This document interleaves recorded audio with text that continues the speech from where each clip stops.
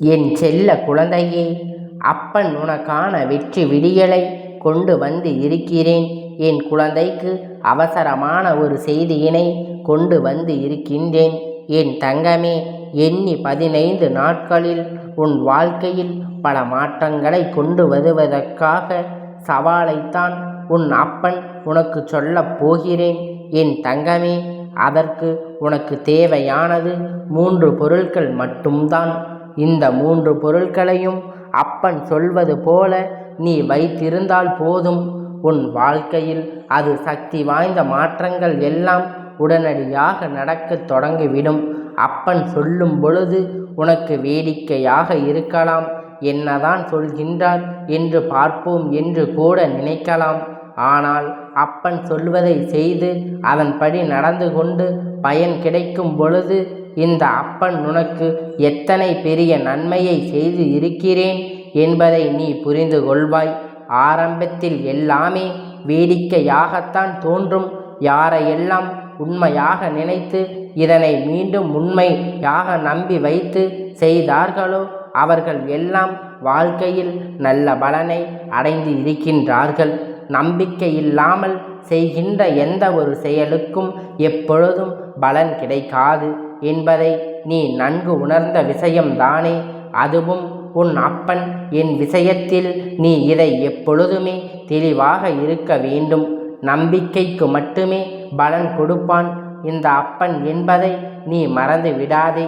என் தங்கமே, வாழ்க்கையில் எத்தனை கஷ்டங்கள் உனக்கு இருந்தாலும் இந்த பண கஷ்டம் என்ற ஒன்று உன்னை தலைகீழாக புரட்டி போட்டு விடுகின்றது. அதற்கு உனக்கான எத்தனை வழிமுறைகளை சொன்னாலும் இந்த ஒரு விஷயத்தை மிக பெரிய மாற்றத்தை உடனடியாக ஏற்றுக்கொண்டு கடன் என்பதை வாழ்க்கையில் அதிகமாக இருப்பதனால் வாழவே வேண்டாம். கடன் தொல்லை அதிகமாக இருக்கின்றது. வட்டி கட்ட முடியாமல் தவித்து நின்று கொண்டு இருக்கின்றாய். அப்பா என்று என் பிள்ளை என் முன்னால் அதிகமாக வேதனை படுகின்றாய் அல்லவா? நீ சொல்கின்ற இந்த விஷயங்கள் எல்லாமே என் காதுகளுக்கு கேட்கின்றது என்றால், அப்படியானால் உன்னுடைய கஷ்டங்களை உடனடியாக தீர்த்து விட வேண்டும் அல்லவா? அதனால்தான் உன் அப்பன் உனக்கு நல்லதொரு பரிகாரத்தை கொண்டு வந்து இருக்கின்றேன். என் குழந்தை, இதை 15 நாட்களுக்கு ஒரு முறை நீ செய்து வர முதல் 15வது நாளிலேயே பல மாற்றத்தை கண்கூடாக காண்பாய். என் தங்கமே, உன்னுடைய இல்லத்தில் செய்யக்கூடிய இந்த விஷயம் அப்பன் சொல்லும் பொழுது நீ நம்பிக்கையோடு மனதுக்குள் உண்மையை அதிகமாக வைத்து கொண்டு சிறிதளவு சிறு துளி அளவு சந்தேகம் கூட உனக்கு வேண்டாம். நீ சந்தேகப்படுவது என்பது உன் அப்பன் என்னை சந்தேகப்படுவதற்கு சமம் என்பதை மறந்து விடாதே. என் தங்கமே, மாற்றங்களை கொண்டு வந்து கொடுக்கும் பொழுது அதில் இருந்து உனக்கு நன்மைகளை கிடைக்கும் பொழுது நிச்சயமாக நீ புரிந்து கொள்வாய் அல்லவா? உன் அப்பன் எதற்காக உனக்கு தினம் தினம் ஒவ்வொரு விஷயத்தையும் சொல்லிக் கொண்டு இருக்கின்றேன் என்று. என் தங்கமே, இதனை நீ நாளை தொடங்குகின்றாயோ அந்த நாளிலிருந்து 15 நாளாவது நாள் கணக்கு வைத்துக்கொள். நீ அதிகமாக பௌர்ணமி தினத்திலும் அமாவாசை தினத்திலும் இதனை தொடங்கினால் இன்னும் நல்ல விஷயமாக இருக்கும். ஏனென்றால் 15 நாட்களுக்கு ஒரு முறை அமாவாசை பௌர்ணமியும் மாறி மாறி வந்து கொண்டு இருக்கும் அல்லவா? அதனால் என் குழந்தை, அதை நீ செய்யும் பொழுது உனக்கு அந்த நாட்கள் மீண்டும் சரியாக கிடைக்கும் பொழுது மீண்டும் இதை மாற்றி அமைப்பதற்கு உனக்கு வாய்ப்பாக அமைந்துவிடும். அப்பன் சொல்கின்ற இந்த விஷயம் உன் மனதுக்குள் நல்ல ஆழமாக பதிய வைத்து கொள்ள வேண்டும். மட்டுமல்லாமல் நன்றாக புரிந்து கொண்டு இதை கேட்டால்தான் நான் உனக்கு நல்லபடியான பலனை கொடுப்பேன் என்பதை மறந்து விடாதே. என் தங்கமே, கடன் தொல்லை குறைய வேண்டும் என்றால் முதலில் உன் இல்லத்துக்குள் வருமானம் அதிகரிக்க வேண்டும். உழைப்பவர்கள் அங்கே நல்லபடியாகத்தான் உழைக்கின்றார்கள். ஆனால் உழைப்புக்கேற்ற ஊதியம் கிடைக்கவில்லை என்றுதானே வேதனைப்பட்டு கொண்டு இருக்கின்றாய். பண வரவு அதிகமாக ஆரம்பித்து விட்டது என்றால் உன் இல்லத்தில் இருக்கின்ற கடன் சுமைகள் எல்லாம் குறைந்துவிடும். கடன் எந்த நாளும் இருப்பதை நினைத்து நினைத்து உன்னால் நிம்மதியாக உறங்க முடியவில்லை. நிம்மதியாக இருக்க ஒரு வேலையும் செய்ய முடியவில்லை. ஐயோ, யாருக்கும் என்ன பதில் சொல்வது எங்கே தெரியவில்லையே. நம் அவசரத்துக்கு வாங்கிவிட்டோம், இப்பொழுது அதனை திருப்பி கொடுக்க முடியவில்லையே. தினமும் திணறிக்கொண்டு இருக்கின்றோமே. வீட்டு வாசலில் நின்று கத்துவார்கள். மற்றவர்கள் முன்னிலையில் நம்மை அவமானப்படுத்தி விடுவார்கள். இதிலிருந்து எப்படி மீள்வது என்று என் பிள்ளை கஷ்டத்தின் உச்சியில் நின்று கொண்டு இருக்கின்றாய். என் குழந்தைக்கு இது மிக பெரிய பலனை கொடுக்கும் என்பதில் எந்த ஒரு மாற்று கருத்துமே கிடையாது. என் தங்கமே, இதற்கு தேவையான 3 பொருட்கள் என்ன தெரியுமா? 1 கல்லுப்பு. என் குழந்தை, ஒரு பாத்திரத்தில் எடுத்துக்கொள். அது கண்ணாடி பாத்திரமாக இருந்தால் நல்லது. அப்படி இல்லை என்றால் நீ ஒரு அகல் விளக்கை எடுத்துக்கொள். மண் அகல் விளக்காக எடுத்துக்கொண்டு அதில் கல்லுப்பை போட்டு வைத்து, என் தங்கமே, கல்லுப்பை போட்ட பிறகு அதில் நல்ல மிளகு 27 எண்ணிக்கையை எடுத்துக்கொண்டு 27 எண்ணிக்கை எடுத்துக்கொண்டு இந்த மிளகை அதுக்குள் உப்புக்குள் வைக்க வேண்டும். அதன் மீது பரவலாக இடைவெளி விட்டு சுற்றி வைத்து விடு. என் தங்கமே, இதற்கு பிறகு அதன் கற்பூரம், அதுவும் பச்சை கற்பூரம் துண்டு ஒன்றினை நடுவில் வைத்து விட வேண்டும். என் தங்கமே, இது எல்லாம் என்ன பலன் இருக்கின்றது என்று நீ நினைக்கலாம். என் குழந்தை, உனக்கு பணவரவு அதிகரிக்க வேண்டும் என்றால் உன் இல்லத்துக்குள் நீ வரவழைக்க வேண்டிய மிக முக்கியமான தெய்வம் லட்சுமி தேவியானவள். கல்லுப்பு என்பது உனக்கு அப்பன் பலமுறை சொல்லி இருக்கின்றேன். லட்சுமி தேவியானவள் வாசம் செய்கின்ற பொருள். அது மட்டுமல்லாமல் சில நல்ல நாட்களில் கல்லுப்பை வாங்கி வைத்தால் உனக்கு நல்ல பலன் கிடைக்கும் அல்லவா? அதனால் இப்பொழுது இந்த கல்லுப்பை பயன்படுத்தும் பொழுது லட்சுமி தேவியானவளுடைய ஆசீர்வாதத்தை நீ முழுமையாக பெற்று கொள்வதோடு மட்டுமல்லாமல் அவர்கள் உன் இல்லத்தை நோக்கி அதை ஏற்றுக்கொண்டு அங்கேயே அமர்ந்து விடுவார்கள். அங்கே கல்லுப்பை வாங்கி வைத்தால் உனக்கு நல்ல பலன் கிடைக்கும்.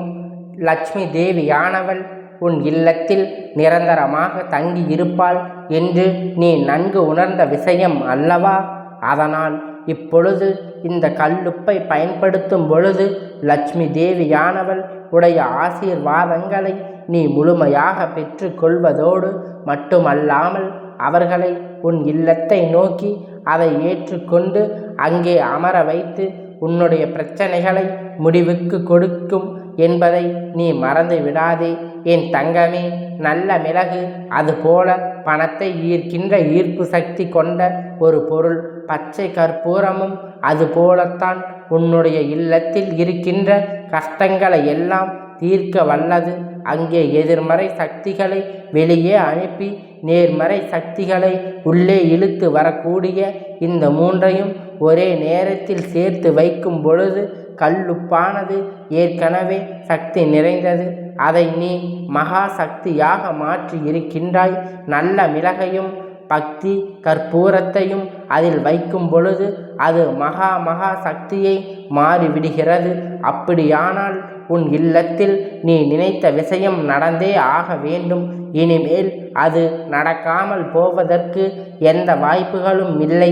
என் குழந்தையே, அதனை உன் இல்லத்தில் எந்த இடத்தில் வேண்டுமானாலும் வைத்து கொள்ளலாம். ஒருபோதும் வரவேற்பு அறையில் கூட வைக்கலாம். யாரும் பார்த்தால் என்ன நினைப்பார்களோ என்று எண்ணம் ஒருபோதும் வேண்டாம்.